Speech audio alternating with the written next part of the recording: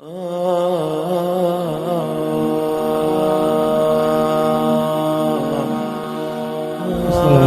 warahmatullahi wabarakatuh.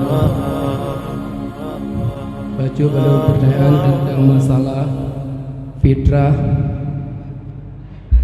Tawiknya ada kejadian kadang tanya ada tabuh fitrah pasal buat tempat surah ta'jil. Kemudian ada berangkat ke kampung lain. Nasah fitrah yang telah tabuhnya.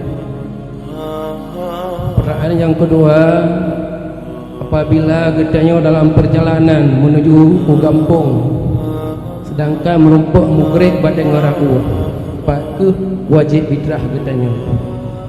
Ini komentar. Assalamualaikum warahmatullahi wabarakatuh.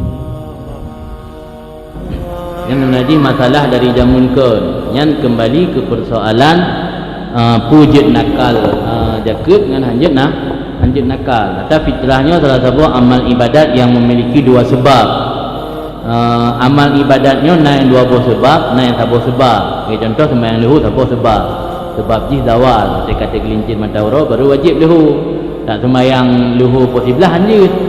Nah, amalan yang dua buah sebab, contoh tijarah dengan fitrah. Fitrah dua buah sebab wajib di. Pertama memperdapat Ramadan, yang kedua memperdapat Syawal. Maka orang yang meninggal uro megang uro raya golong maghrib hana wajib fitrah. Orang yang lahir le maghrib malam uro raya pi hana wajib fitrah si. Sebab hana dua buah sebab. Siapa pun yang na dua buah sebab untuk wajib, ketika kana salah siapa jid tak awal. Kalau golong truk siapa sebab tu, maka na surah bayu fitrah malam mengbelah, bayu fitrah malam 27. Padahal sebab baru sabar itu Ramadan. Sebab tu sebab belum naik itu Syawal. Jid ta'jil atau takdim. Ta'jil tersegera. Isyarat lang kita untuk ta'jil jakut pertama dia orang yang terima jakutnya sampai watai uruk hitamang sebab tu bermentang mustahil. Sini juga jakut ketika malam 27 Ramadan.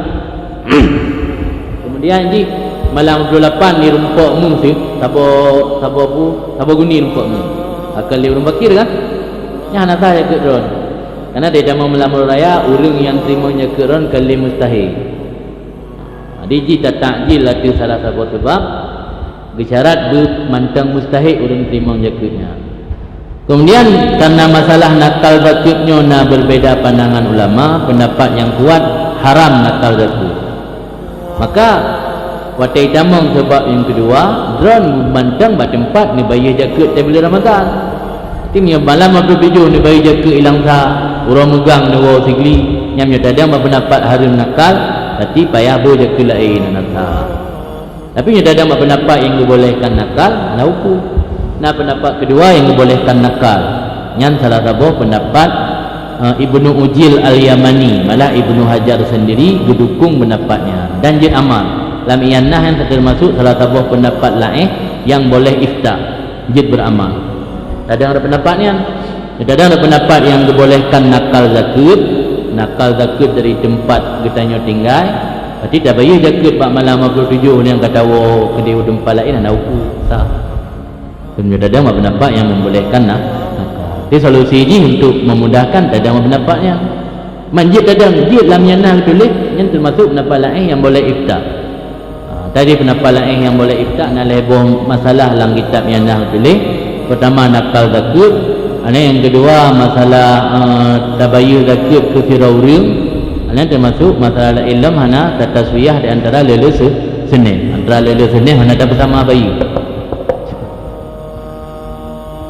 Artinya tak ada pendapat yang tak ada pendapat yang tak boleh nak masalah.